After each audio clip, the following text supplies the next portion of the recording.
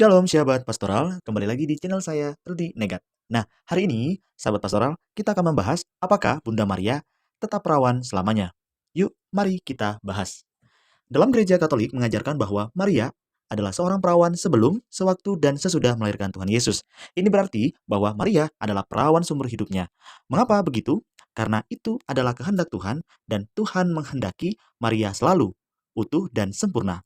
Pertanyaan yang sering datang adalah bahwa kitab suci mengatakan bahwa sepertinya Yesus memiliki saudara kandung dan ini menunjukkan bahwa Maria tidak perawan setelah Tuhan Yesus lahir.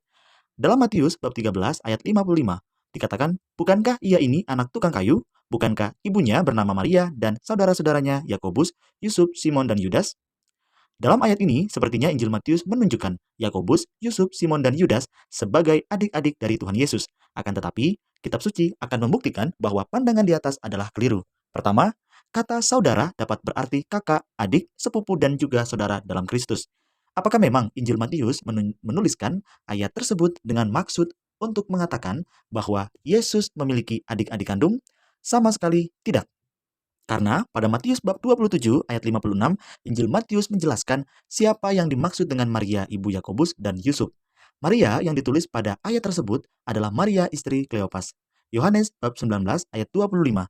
Dan dekat salib Yesus berdiri ibunya dan saudara ibunya Maria istri Kleopas dan Maria Magdalena. Dalam Matius bab 27 ayat 56, di antara mereka terdapat Maria Magdalena dan Maria ibu Yakobus dan Yusuf dan ibu anak-anak Zebedeus. Bila Maria memang memiliki anak-anak lain selain Yesus, mengapa sebelum Yesus mati di salib, Yesus menitipkan ibunya kepada Santo Yohanes? Dituliskan dalam Yohanes bab 19 ayat 27. Bukankah adalah tanggung jawab dan anak dari Maria yang lain apabila memang ada untuk mengurusnya? Yesus menitipkan Maria kepada Santo Yohanes karena Santo Yosef, suami Maria, telah meninggal dan Maria tidak lagi memiliki keluarga yang akan mengurusinya. Dalam Yohanes bab 19 ayat 27 dikatakan, kemudian katanya kepada murid-muridnya, inilah ibumu, dan sejak saat itu murid-murid itu menerima dia di dalam rumahnya. Jika benar Matius bab 13 ayat 55 bermaksud menyatakan bahwa Yesus memiliki saudara-saudara kandung, maka seharusnya jumlah saudara Yesus berjumlah kurang lebih 120 orang. Bagaimana cara Maria melahirkan lebih dari 100 orang anak? Dan kemudian pulang ke rumah Yohanes yang justru bukan anaknya dan tidak ke rumah salah satu dari 120 anaknya. Dalam Kisah Para Rasul bab 1 ayat 14-15 dikatakan, mereka semua bertekun dengan sehati dalam doa bersama-sama dengan beberapa perempuan serta Maria ibu Yesus dan dengan saudara-saudara Tuhan Yesus. Pada hari itu berdirilah Petrus di tengah-tengah saudara-saudaranya yang sedang berkumpul itu, kira-kira 120 orang banyaknya. Lalu mereka berkumpul di sana.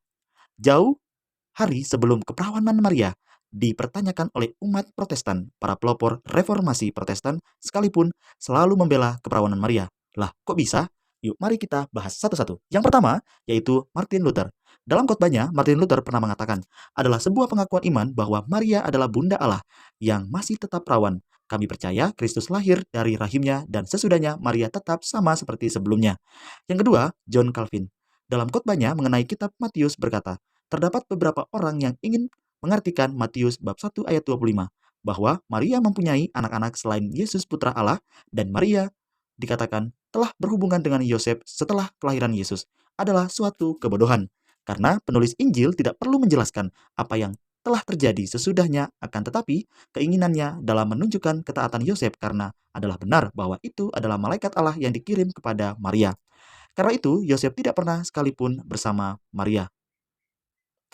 Dalam poin yang ketiga yaitu adalah Zwingli. Dengan teguh aku percaya bahwa Maria menurut Injil adalah perawan yang sempurna yang melahirkan putra Allah. Maria sewaktu melahirkannya dan sesudah melahirkannya dan selamanya adalah tetap sebagai perawan yang suci.